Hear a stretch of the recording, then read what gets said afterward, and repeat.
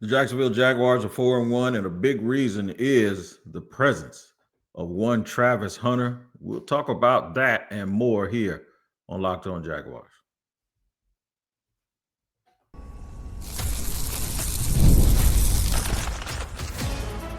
You are Locked On Jaguars, your daily Jacksonville Jaguars podcast. Part of the Locked On Podcast Network, your team every day. It is your team every day here on Locked On Jaguars. We thank you for making us your first listen. I am Tony Wiggins, the host of the Locked On Jaguars podcast that you can find wherever you get your podcast. Just make sure you tap into that location so you do not miss an episode. We want to thank you for listening to Locked On Jaguars, and a reminder that you can follow our show and hear new episodes ad-free daily on Amazon Music, so make sure you go and check that out. Shout out to the everydayers who absolutely join us each and every day and do not miss an episode. We appreciate you, and if you're new, we will welcome you in as well and treat you with good old Duval hospitality. Today's episode is brought to you by FanDuel. Right now, new customers can bet just $5, and if your bet wins, you'll get $300 in bonus bets to use across the app. Let me let you know where we're going. Kill the noise from the outside. That's what we need to do, and focus on the fact that the Jaguars are 4-1. We'll end the show with that. Right in the middle, presence isn't a stat that you can measure. We'll discuss that and use some examples not only of Travis, but of other players on his team that don't get the credit or never have gotten the credit that they deserve. But we're going to start today talking about Travis Hunter and how he's a huge part of the Jacksonville Jaguars' success. In fact, I'll go as far as to say if the referees had not called a bogus call on Travis Hunter, he made the play that would have allowed the Jaguars to be 5-0. I'm going to stand on that, and it's killing me that the Bengals have benched Jake Browning, and Jake Browning's claim to fame is he's beaten the Jaguars in two very, very closely contested games. It's like we're the only team he plays good against, but we'll get to that later. What brought this on, and I'm going to give you a little bit of a background. Throughout training camp, there was so much focus on how is Travis going to do both. And I even asked the secondary coach about those reps, because what you hear and what you've heard our entire life, and I'm 56 years old, what we've heard is reps are important. I heard Jimmy Johnson talking about Michael Irvin. No matter how much he partied, he would open the shade up at 6 a.m. and look outside, and he would see him running routes. You hear people talk about how even the great players, the guys that can roll out of bed and be good at something, Kevin Durant in basketball, how he's a gym rat. He's always in the gym. Steph Curry with his excellence, how many shots he's actually put up. So the thing is nobody ever questioned Travis's God-given ability and his work ethic. The question is how can you be great at two different things when you're focused on two different things? And it takes more than you just showing up, because the NFL has a whole bunch of great players. A little bit more context to that. There's also the people who love to talk about draft capital as if it's like a living thing, right? There are people who don't want to give up draft picks. You could tell them they're going to get Patrick Mahomes, and they'll be like, nah, I'm holding on to these draft picks. I mean, people holding on to those draft picks like crazy. And I understand that they're extremely valuable. And to me, they might sit up right there as one of the most important resources a team can have in order to build a team. And certainly we know that because our team has been bad for a long time, and we have continued to try to build through the draft. They have said that no matter what he does, he'd have to be superhuman and be a Hall of Famer for them to get the value for him, because he's a non-quarterback that they gave up in compensation. So you got all of these people that set these narratives. And then there's the group of folks that says you need to play him at wide receiver and score touchdowns because of the fact that you used up so much capital and you picked him at number 2. And then there's other folks like me that said that he can roll out of bed and play corner. I think you play him at corner and then you work him in at wide receiver in certain situations. Now, just a little context here. I sit in the press box. You literally hear people every time when that clock starts running down and Trevor's pointing, and you see Travis with his hands out, and people are saying he doesn't know where to line up. And whether they're going to use that to frame their argument or their discussion that him splitting time in more than one room is going to cause a problem Or is it causing a problem on the field? Or is it the reason why they keep letting the clock run down because they're having to tell him to do so much? And then you see him on defense, and there's times when Jordan Lewis and other people are basically telling him what to do. And he has his hands out again, and he's asking. I'm going to chalk that up to a dude just being a rookie. I'm not going to chalk that up to him not spending enough time in each room. But because these narratives are out there and because these things exist, sometimes in defending people, you have to do what I just did and come up with a plausible excuse or a reason of why you think it's happening or occurring, right? This is in real time, and this is why I know these things are going to happen. So now you get this other thing. They're doing him a disservice. You get people saying that they're doing him a disservice because they really believe that. And I'm not going to knock anybody that wants to defend or talk about how great Travis Hunter is. I think he's great too. I'm not going to knock anybody that is going to be more of a Travis Hunter supporter than they are a Jaguar fan, because if you came here and you're watching the Jaguars because of Travis Hunter, it's like the Caitlin Clark effect. I get it. That's your job. You have to do that. If you're an advocate, if you're close to him, if you're somebody that's on his team or whatever, you want the absolute best for him. That is your prerogative. I'm not going to tell you not to fan that way. But what I will tell you is this: trying to get me to be a jukebox and talk the way you want me to talk is a recipe for you being disappointed. Trust me. And I don't care about insults. I don't care about name calling. I don't care about you calling me a hater. But what I do care about is you telling me what my why is. Okay. And you're not going to ever do that with me. You can ask my wife, my kids, the thousands of people I cut over a 34-year career in the barbershop. Anybody that grew up in the hood with me in PG County, Southeast DC, or the west side or north side of Jacksonville, Florida, will tell you there's an effort and futility for you to think that you can tell me or bully me into saying anything or want me to say something. So we're going to make that clear. You are absolutely wasting your time. Okay. But what I will do is be super, super honest with you. And what I tell you is when people come out and try to make excuses for him, and I'm not saying excuses in the term of, but when people try to come up with best case scenarios as to why something is happening, and they're saying, the coach told me he didn't play very much or didn't practice wide receiver at all. What they're doing is they're actually caping. They're trying to give you the benefit of the doubt and caping for why it seems like at the beginning of play he doesn't know where to line up, or they're telling him to move and they're doing. I'm trying to say that it's because he's a rookie and he does have a lot on his plate, and this is a lot different, and he is a talented person. So when you have those things that happen like that, you're going to go the extra mile. You probably wouldn't do that for a dude that you picked in the third round, or maybe even the second round, maybe even the first round, but you do it for him because the reward is so sweet. And that is when he gets his hands on the ball, he makes things happen that other people find a hard time doing. He's in like the 1% of people that can do special things without having everything catered to him all at once. So we're in agreement with that. Here's where I want everyone to relax. Whether you think they should have kept all of the draft capital, whether you never thought he was going to be good in the first place, whether you think he's the next coming of Jerry Rice and Deion Sanders all combined into one, this is where everybody needs to relax. The Jacksonville Jaguars have been god-awful for a long time. They are 4-1. Ain't nobody trying to hear all that BS y'all talking.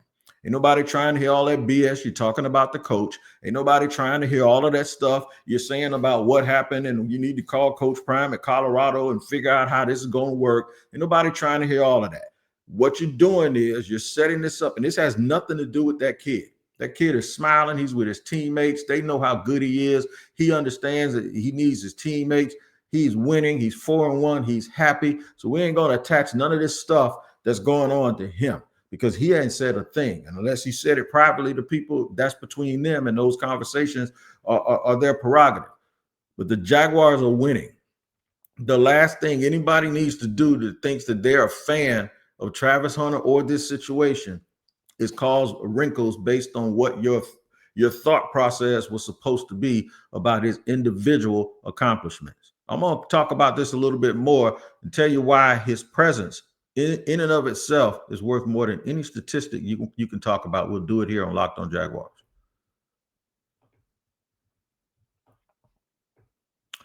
All right, today's show is sponsored and brought to you by FanDuel. Man, the NFL season is here. The Jaguars are 4-1, and FanDuel has an offer you don't want to miss. Right now, new customers can bet just $5 and get $300 in bonus bets if you win. That's right. Pick a bet, put down $5, and if it hits, you'll unlock $300 in bonus bets to use across the app. That's a big deal, man. And then you can look on there. I got all these injuries, man, going on with these teams, and FanDuel gives you all of that information. You ain't just on there just picking stuff. You're on there. You can be an informed member of the FanDuel community before you place any wager. It gives you a better chance to win, and the information is accurate. So what are you waiting for? Visit FanDuel.com to download the FanDuel app today and get started. $5 bet. If you win, you get $300 in bonus bets across the platform.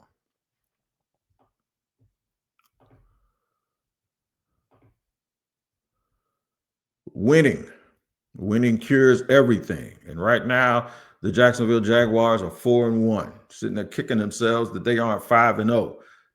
Everything is happy in the universe. There's a coach that actually looks like he has an idea of what we need to be doing and what we need to be getting done. He's captured the imagination of a whole bunch of people. It hasn't been perfect, but they're figuring it out. The defensive coordinator has been lights out. Devin Lloyd is a top candidate for Defensive Player of the Year. The team has more turnovers now after 5 weeks than they did the entirety of last season. This has been a special season so far for the Jaguars, and I think it's only going to get better as they continue to grow. Trevor Lawrence has answered some questions. He had a game-winning drive, albeit as quirky as it looked and as goofy as it looked, it worked and it happened. And he's playing with fire, passion, and emotion. Travis Hunter had big plays on offense and defense in this game on a national TV stage to show you how good he is. Brian Thomas Jr., who had the drops early this season, made a big catch down the sideline. You saw against a real good opponent what happens when all of these things come together. And that's the important thing that I want to sit here and tell you. They come together not only because of the people who make plays, but because of the presence of other people who are on the field that do all of the little things that's required for this team to win. And that's exactly what Travis Hunter has done. His stats may not be in line with those that criticize the Jaguars for all of the things that they traded away, for those that are sitting there waiting to prove them wrong, saying no way they should have done that, to the crowd that says he's too narrow, he's not that special of a player, to all of those people that thought Travis Hunter wasn't what he is. You're wrong. This kid from day one has been on that field and looked like one of the best athletes in practice. He looks different from all. There's a lot of players that look different over the years. Like Fournette was different. Jalen Ramsey was different. Jimmy Smith, Fred Taylor, Tony Bassell. Those dudes were different. Brackens, I've seen it over a couple of decades. You know what a special player looks like. I saw Brian Thomas Jr. last year. I said, different. You know what? And guess what? Travis Hunter, different. Travon Walker, different. There's just something about it when you see it in person. You can't really describe it, but it's magical, and it happens. And this thing isn't too big for him. There's always an adjustment of guys coming into college, and we get caught up sometimes in numbers. Like Brian Thomas Jr. and Malik Neighbors had these big numbers last year, but their team stunk, right? And there's one of them I'm talking about is the team that I cover. I know for a fact. And it's the same thing that we experienced with Travon Walker when he had 4.5 sacks as a rookie, but the team won. Nobody said anything. When he had 10 sacks the last two, consecutive years, 10 sacks, 2 consecutive years in a row, then all of a sudden the team's losing and he wasn't worth it. Stats will put y'all in a headlock when you don't watch impact. This is why I make statements like I make. And I told y'all that at training camp, Jared Bell from USA Today is a witness, if you can remember. But I know Mike Jones from the Athletic Room. We talked about it in the press box. And I said, Mike, they admitted they don't know what it's going to look like, but they're going to try to do it. He wants to play both ways. They're going to let him play both ways. They believe you just come here and be nothing more than yourself, and we'll figure it out. It is something that we have never seen in the National Football League. When you do something that people have never seen, you're going to get results, and you're going to get a roadmap that maybe no one can really explain. Because I like all the people that just sit here and tell me that this is how it's going to get done, to tell me how they would be doing it without mentioning Colorado, because this ain't college. It's not college. And I'm sorry, I'm not stepping on anybody's toes, but you can't win in the NFL based on just trying to make one person look good. The Jaguars are going to run what they run. They're going to run. They're basically running the same offense that Minnesota is running with Jordan Jefferson. They're basically Justin Jefferson. They're basically running the same offense that Puka Nacua is running, and he's leading the league in receptions last year. They're basically running the same offense that Cooper Kupp, and he was damn near the MVP, and he was the MVP of the Super Bowl. They're running that. Don't you think they know how to use wide receivers? I'm just sitting there thinking like, yeah, they got a pretty good idea of how to use wide receivers, right? They had a pretty good idea how to use Jalen Ramsey at corner and at DB when they won the Super Bowl.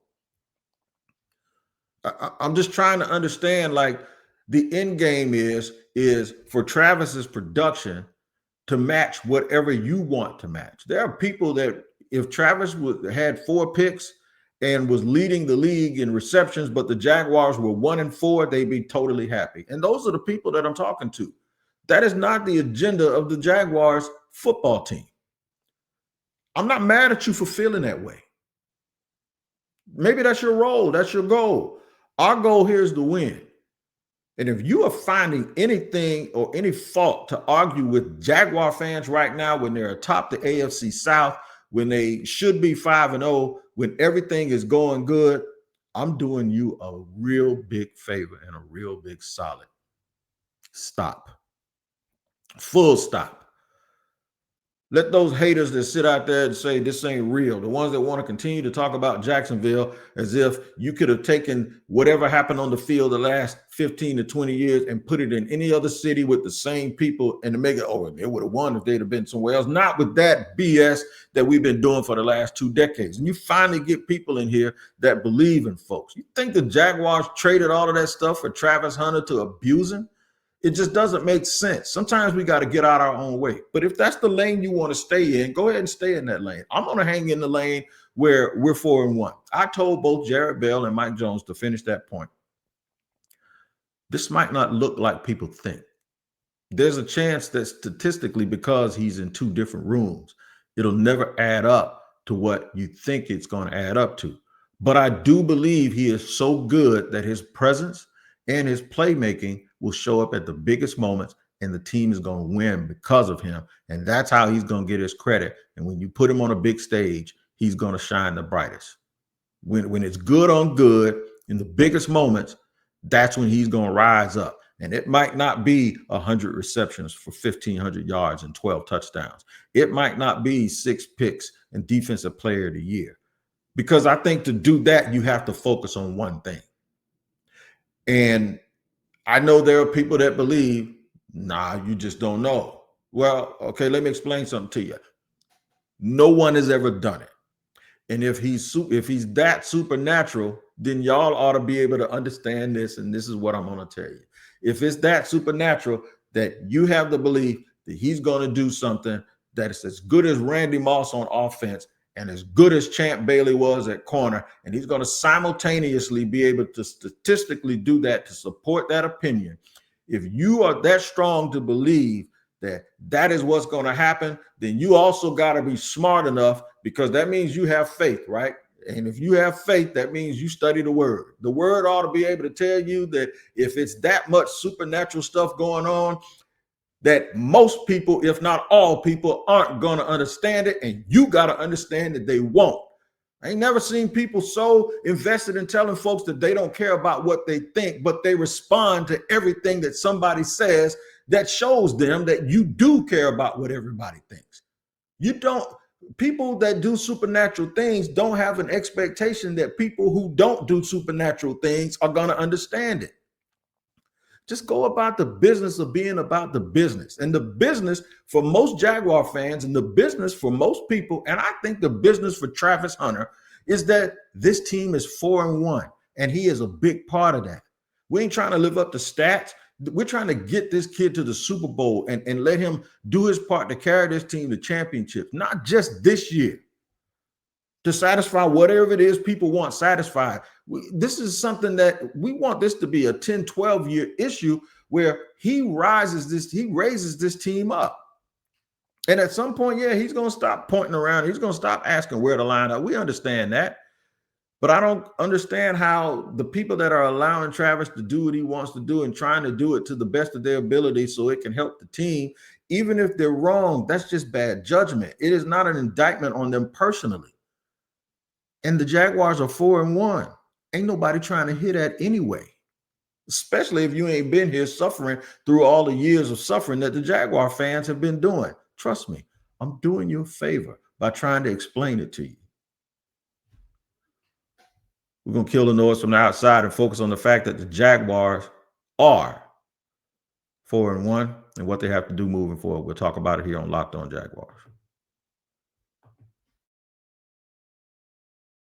I'm Cody Rourke from Locked On Broncos, and this episode is brought to you by Peloton. Peloton is shaping the future of fitness with the brand new Peloton cross-training Tread Plus powered by Peloton IQ. This is Peloton's most advanced equipment yet, giving you real-time guidance and endless ways to move, whether you're running, lifting, or you're cross-training with your favorite instructors like Alex Toussaint. It's training reimagined to make your workout more personal. Peloton is built for breakthroughs with features that help you plan, stay motivated, and hit peak performance. You can let yourself run, lift, flex, and go while Peloton handles all the rest. Plus, Peloton IQ provides real-time strength coaching, tracking your progress and suggesting weights that challenge you so you can get stronger. Plus, the new movement tracking camera, it counts your reps and corrects your form in real time, making sure every rep is safer and smarter.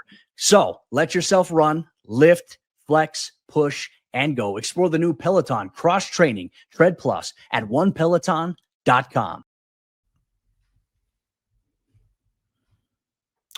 All right, moving along here, talking about the 4-1 Jacksonville Jaguars and the impact of Travis Hunter. It's people's jobs to make comments, especially if you get paid to do this. It's your job to have commentary. It's your job to be exciting. It's your job to be clear. For me, it's my job to be honest. It's also my job to do my job. You know, the thing is, when I look on my checks, I don't get paid. It's not me and a whole bunch of other people getting paid, and it's not a whole bunch of people whose names is on the check. It's my boss and me, right? Or whoever signs those checks. And they're paying me to say what I want to say, how I say it, and how I do it. Travis Hunter is doing his job too. He's doing everything that they're asking of him.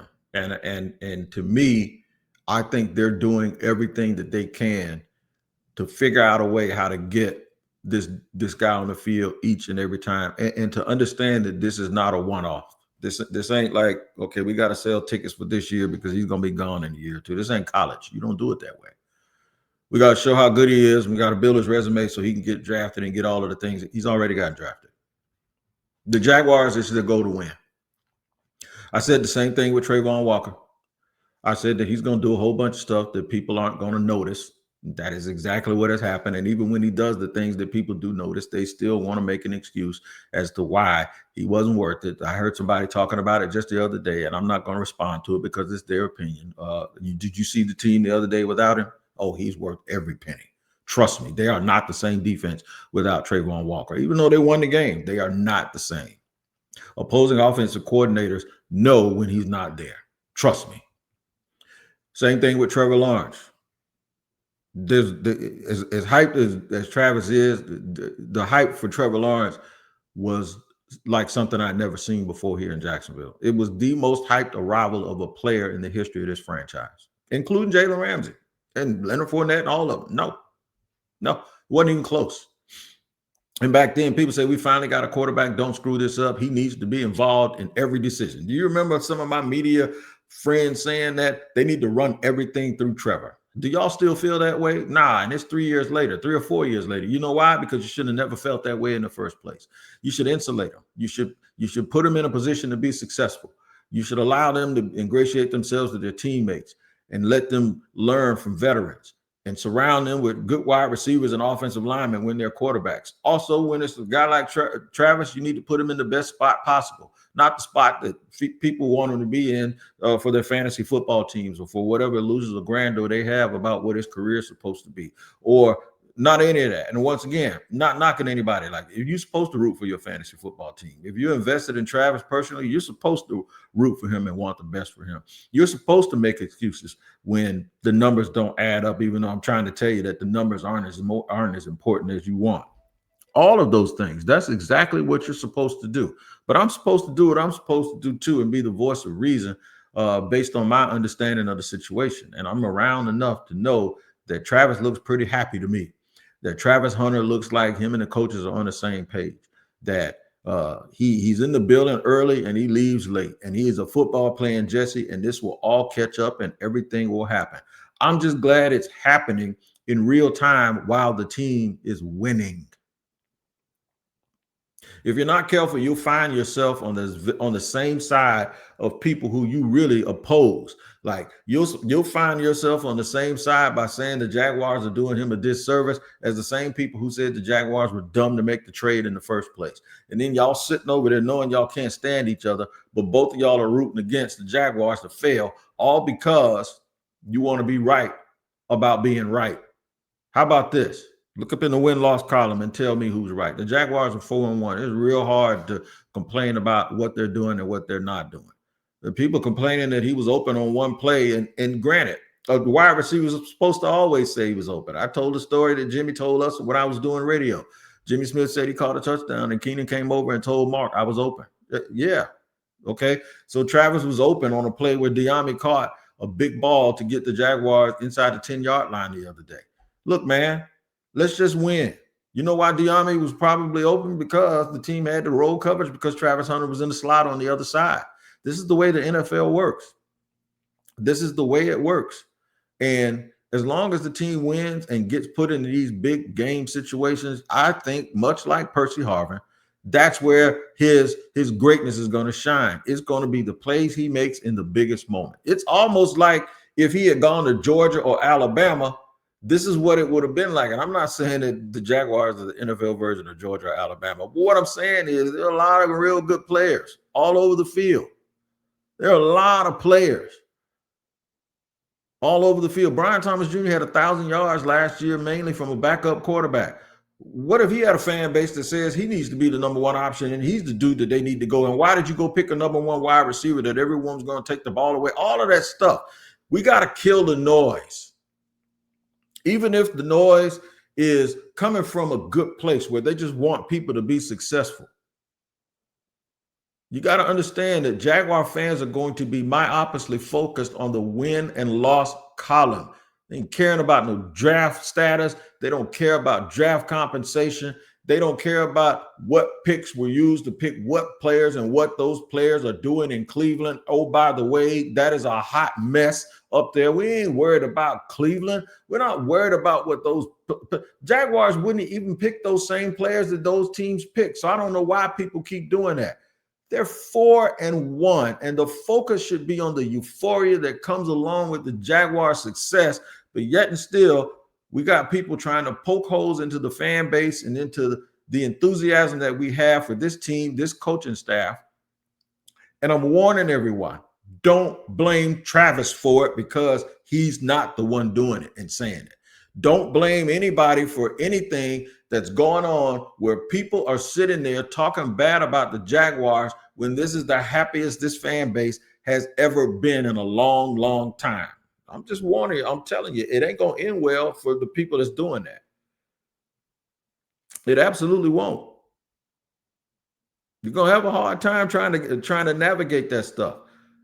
We are to the point where we've had enough bad that goes on in this organization, and we ain't going to accept that when things are going good, somebody coming in here, and I'm not going to necessarily call it an agenda, but I will call it a position. Kill it, bro. Let's just relax. the 4-1. They got a good game this weekend against Seattle, a chance to be 5-1. And number 12 has a big smile on his face because he is a big part of why they're winning. His presence is bigger than statistics. The whole fan base is glad that he is a part of this team, and they would give up another first-round pick if they had to do it to make him a part of this team. And they, meaning the staff, and before anybody says something, oh, he's just trying to, get all hung up on the staff. You need to check my resume when it comes to me criticizing people in a position of power before you start accusing me of being something that I despise, because what I am not is that type of person. You can catch me on Locked On NFL, by the way. I do another show. It's called The Barbershop every day at 2:00. But that's only after Tyler Rowland comes on in the morning. The madman wakes you up like a double shot of espresso on Locked On NFL. And I'll give you a second dose each and every afternoon. Make sure y'all keep the noise out, man, and tune in to Locked On NFL wherever you get your podcast. I'm glad y'all spent 31 minutes with me today. I don't like wasting y'all time, and I'm glad you were here with me, and we'll see you again tomorrow. The Jaguars are 4-1. Relax and just vibe.